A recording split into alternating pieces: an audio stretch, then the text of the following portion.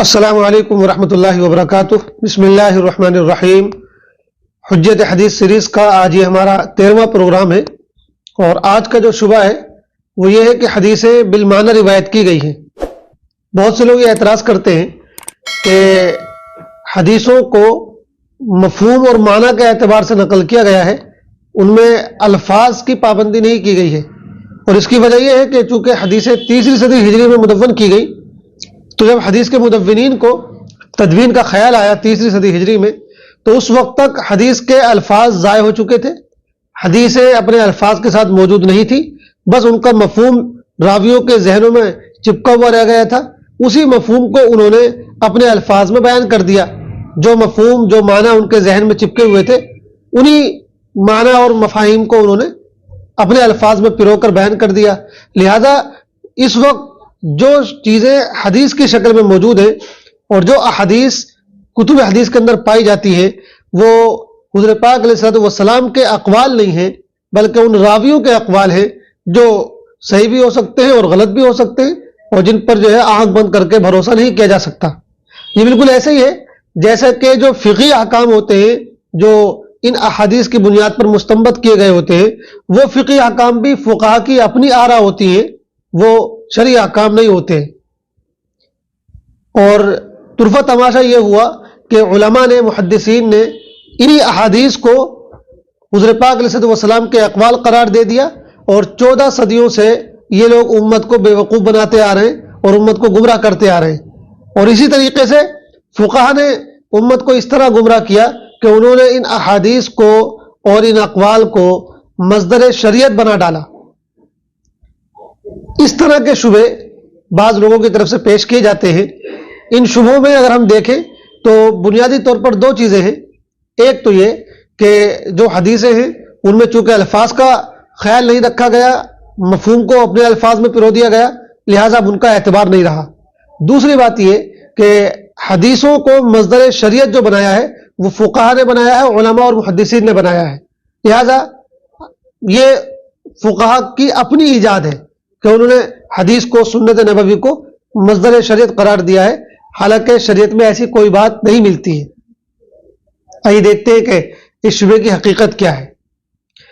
اس میں سب سے پہلی چیز تو یہ ہے کہ جہاں تک روایت بالمعنی کی بات ہے، تو جس طرح یہ لوگ بیان کر رہے ہیں کہ محدثین نے، راویوں نے حدیثوں کو بالمعنی روایت کیا ہے، گویا کہ بس جو چیز انہوں نے ذہن میں ان کے مفہوم تھا اس کو اپنے اپنے الفاظ میں پوری آزادی کے ساتھ بیان کر دیا، یہ بہت بڑا جھوٹ ہے اور بہت بڑی غلط بیانی ہے۔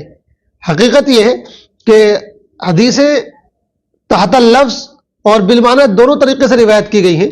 ان میں کوشش کی گئی کہ لفظ اور معنی دونوں کا خیال رکھا جائے، اور جہاں بالمعنی روایت کی گئی ہیں تو وہاں اس بات کی پابندی لگا دی گئی تھی کہ وہی شخص روایت بالمعنی کر سکتا ہے جو مفہوم کو پورے طریقے سے سمجھا ہوا ہو اور جو الفاظ کی تبدیلی سے مفہوم کو نہ بدل ڈالے۔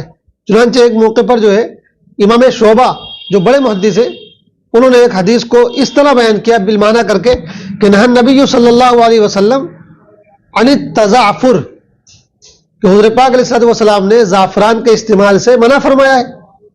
یہ حدیث ان کے شیخ اسماعیل بن علیہ نے سنی تو شعبہ سے کہا کہ آپ نے غلط کر دیا، حدیث اس طرح نہیں ہے، بلکہ حدیث اس طرح ہے، صحیح حدیث اس طرح ہے کہ نہى النبی صلی اللہ علیہ وسلم ان يتزعفر الرجل۔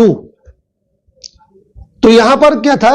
ممانعت تھی اس بات کی کہ مرد زعفران کا استعمال کرے، لیکن شعبہ نے جب روایت بالمعنی کی تو انہوں نے اس کو عام انداز میں بیان کر دیا کہ نہى النبی عن التزعفر، گویا کہ زعفران لگانا سب کے لیے ممنوع ہے، مردوں کے لیے بھی اور عورتوں کے لیے بھی۔ تو یہ مفہوم کی تبدیلی ہو گئی، اسی لیے ان کے اوپر تنقید کی گئی اور ان کو غلط قرار دیا گیا۔ تو یہ ہمارے محدثین کا کام تھا کہ جب بھی کوئی راوی اس طرح روایت کرتا تھا تو اس کو ٹوک دیا کرتے تھے اور اس کی غلطی کو واضح کر دیا کرتے تھے۔ تو روایت بالمعنی میں اس بات کا خیال رکھا گیا ہے کہ جب بھی روایت بالمعنی کی جائے تو کوئی ایسا لفظ نہ لایا جائے، اس طرح الفاظ میں تبدیلی نہ کر دی جائے جس سے مفہوم بدل جائے۔ تو پہلی بات تو یہ ہے۔ لہٰذا یہ بات کہنا کہ محدثین نے، راویوں نے اپنے ذہن میں جو مفہوم تھا اس کو آزادی کے ساتھ اپنے الفاظ میں بیان کر دیا، ایسی بات بالکل بھی نہیں ہے۔ اس کی ایک بھی مثال بیان نہیں کی جا سکتی ہے۔ جہاں بھی روایت بالمعنی قبول کی گئی ہے تو انہی لوگوں کی قبول کی گئی ہے جو یہ سمجھتے تھے کہ الفاظ کی تبدیلی کا کیا اثر پڑتا ہے۔ دوسری بات یہ کہ جہاں تک روایت بالمعنی کے سلسلے میں محدثین کے موقف کی بات ہے تو ایک بہت بڑا طبقہ محدثین کا روایت بالمعنی کو اس طرح پسند نہیں کرتا تھا، بلکہ وہ روایت باللفظ ہی کو ترجیح دیتے تھے اور روایت باللفظ کی پوری پابندی کی کوشش کرتے تھے، حتیٰ کہ وہ اس میں ایک حرف کی ایک لفظ کی تبدیلی کی بھی اجازت کے روادار نہیں تھے۔ وہ یہ کہتے تھے کہ بالکل انہی الفاظ کے ساتھ بیان کیا جائے جن الفاظ میں حضور پاک علیہ الصلوۃ والسلام نے ارشاد فرمایا ہے۔ چنانچہ بہت بڑی تعداد میں حدیثیں بالکل انہی الفاظ کے ساتھ نقل کی گئی ہیں جن الفاظ کے ساتھ حضور پاک علیہ الصلوۃ والسلام نے ارشاد فرمایا تھا۔ اس کی بہت سی مثالیں ہیں۔ چنانچہ ایک روایت میں اس طرح آتا ہے کہ حضرت عبداللہ بن عمر رضی اللہ تعالیٰ عنہ بیٹھے ہوئے تھے اور ان کے پاس میں حضرت عمر بھی تھے اور مغیرہ بن حکیم بھی تھے، تو انہوں نے یہ روایت بیان کی مغیرہ بن حکیم نے کہ قال رسول اللہ صلی اللہ علیہ وسلم ان مثل المنافق مثل الشاة بین الربیزین من الغنم۔ حضرت ابن عمر رضی اللہ تعالیٰ نے ان کو ٹوکا اور فرمایا کہ صحیح بات یہ ہے کہ مثل المنافقی مثل الشاة بین الغنمین، حالانکہ مفہوم ایک ہی ہے، معنی ایک ہی ہے، لیکن اس کے باوجود ابن عمر نے ان کو ٹوک دیا۔ تو وہ اس بات کو بھی پسند نہیں کرتے تھے کہ ایک ہی مفہوم میں بات بیان کی جائے، بلکہ وہ اس بات کو زیادہ بہتر سمجھتے تھے کہ الفاظ کی پابندی کی جائے۔ اسی طریقے سے حضرت ابن عمر رضی اللہ تعالیٰ عنہ نے ایک شخص کو وہ حدیث بیان کرتے ہوئے سنا جس میں ارکان اسلام کا بیان ہے۔ اس شخص نے بیان کرتے ہوئے تقدیم و تاخیر کر دی، کسی رکن کو پہلے کر دیا، کسی کو بعد میں کر دیا۔ تو حضرت ابن عمر نے فرمایا کہ اجعل صیام رمضان آخرہن، دیکھو رمضان کے روزوں کا جو ذکر ہے وہ آخر میں کرو، جیسا کہ میں نے رسول اللہ صلی اللہ علیہ وسلم سے سنا ہے۔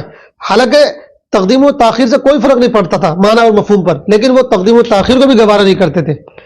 محمد بن علی بن حسین کہتے ہیں کہ ابن عمر رضی اللہ تعالیٰ عنہ جب حضور پاک علیہ الصلوۃ والسلام کی کوئی حدیث سنتے تھے تو اس میں نہ کوئی اضافہ کرتے تھے، نہ کوئی کمی کرتے تھے، نہ اس سے آگے بڑھتے تھے، نہ اس میں کوئی کوتاہی کرتے تھے، بلکہ منوان اس کو نقل کرتے تھے۔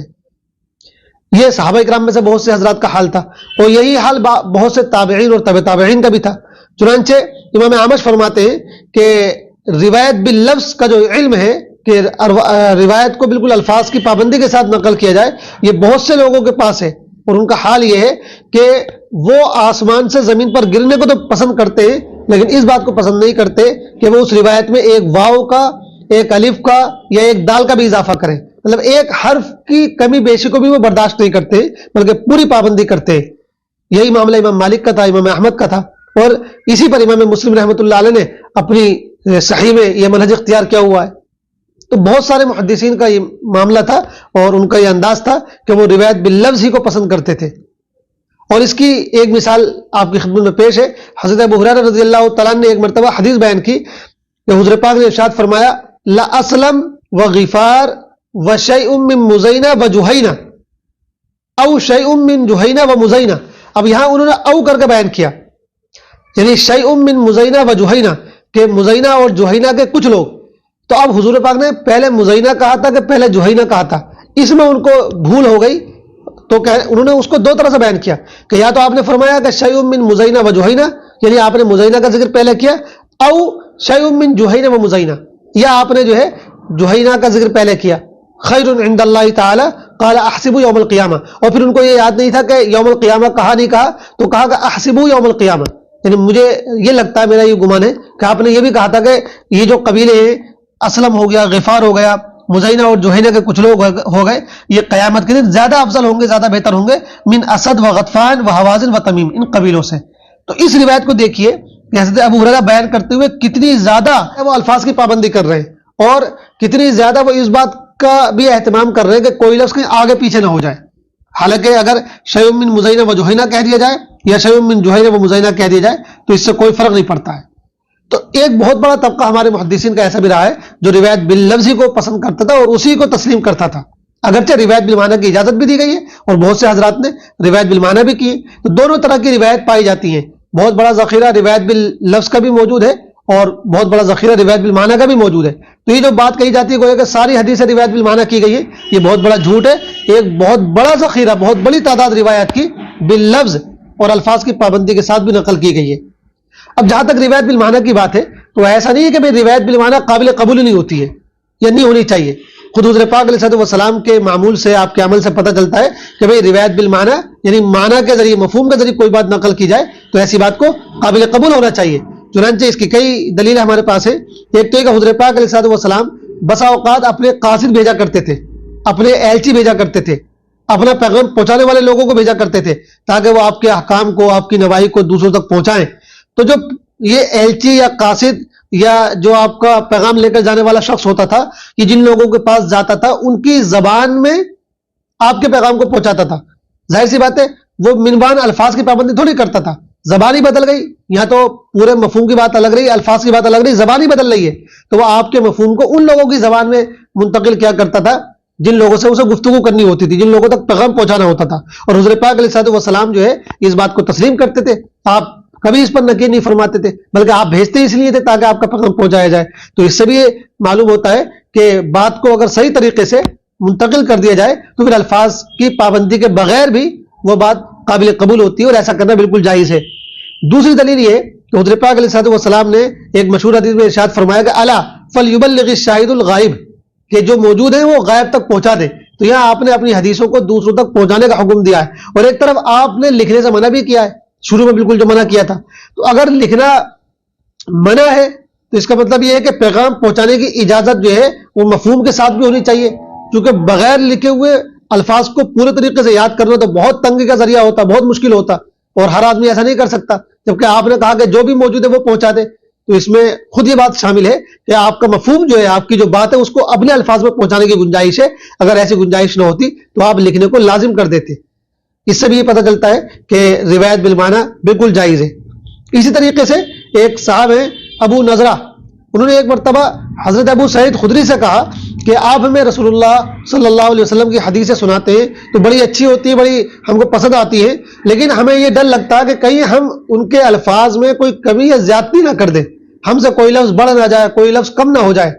تو حضرت ابو ہریرہ نے کہا کہ اردتم ان تجعلوہ قرآنا, کیا تم حدیثوں کو قرآن بنانا چاہتے ہو؟ ایسی پریشانی کی بات نہیں, جاؤ تم ہم سے حدیثیں اسی طرح سیکھو جس طرح ہم نے رسول اللہ صلی اللہ علیہ وسلم سے سیکھی تھی, ہم نے آپ سے جس طرح لی تھی اس طرح تم ہم سے لو. یہ جو بات انہوں نے کہی کیا تم حدیثوں کو قرآن بنانا چاہتے ہو, یہ مطلب یہ ہے کیا تم یہ سمجھتے ہو کہ جس طرح قرآن میں بالکل لفظ کی پابندی کی ضرورت ہے اور لفظ کی پابندی ضروری ہے, اسی طرح حدیث میں بھی الفاظ کی پابندی ضروری ہے؟ ایسی بات نہیں ہے, بلکہ ہم حدیث لیتے تھے حضور پاک سے اور اپنے الفاظ میں ان کو بیان کر دیا کرتے تھے. تو تم بھی ہم سے اس طرح سنو. ان کا یہ ارشاد خود بتا رہا ہے کہ روایت بالمعنی جائز ہے اور بالکل وہ ضروری بھی ہے, اس کے بغیر چارہ کار بھی نہیں ہے. تیسری جو بات ہے وہ یہ ہے کہ جو الزام لگایا گیا کہ حدیث کو مصدر شریعت فقہا نے قرار دیا ہے, تو یہ بہت بڑا الزام ہے فقہا پر, اور خاص طور پر امام شافعی رحمۃ اللہ علیہ پر الزام لگایا گیا. سچی بات یہ کہ ان حضرات نے تھوڑی حدیثوں کو کوئی مصدر شریعت قرار دیا ہے. حدیثوں کو مصدر شریعت, شریعت کا سرچشمہ, اصل شریعت یہ اللہ تعالیٰ نے خود قرار دیا ہے. قرآن میں بہت سی آیتیں ہیں, یا ایھا الذین آمنوا اطیعوا اللہ واطیعوا الرسول, ایسی فرمایا وما آتاکم الرسول فخذوہ وما نہاکم عنہ فانتہوا. تو اس میں اللہ تعالیٰ خود فرمانا ہے کہ میرے رسول جو کچھ بھی تم کو دے, جو طریقہ تم کو دے, جو بات ارشاد فرمائے, جو قول تم کو دے, اس کو لو, اس پر عمل کرو, اس کو اختیار کرو. تو اللہ تعالیٰ ہیں وہ جنہوں نے حضرت پاک علیہ السلام کی سنتوں کو, آپ کی حدیثوں کو شریعت کا مصدر قرار دیا ہے. فقہا نے ایسا نہیں کیا ہے. فقہا ایسا کرنے والے کون ہوتے ہیں؟ فقہا نے تو بس اتنا کیا کہ اللہ کے اس پیغام کو, اللہ کے اس حکم کو انہوں نے آگے لوگوں تک منتقل کیا, لوگوں کو بتایا ہے کہ اللہ کا حکم اس سلسلے میں کیا ہے. فقہا اس چیز کے موجد نہیں ہے, وہ صرف اس چیز کو منتقل کرنے والے ہیں. تو یہ فقہا پر الزام ہے. امید ہے کہ بات واضح ہو گئی ہوگی. اللہ تعالی ہم کو صحیح طریقے سے بات کو سمجھنے کی توفیق عطا فرمائے. السلام علیکم ورحمۃ اللہ وبرکاتہ.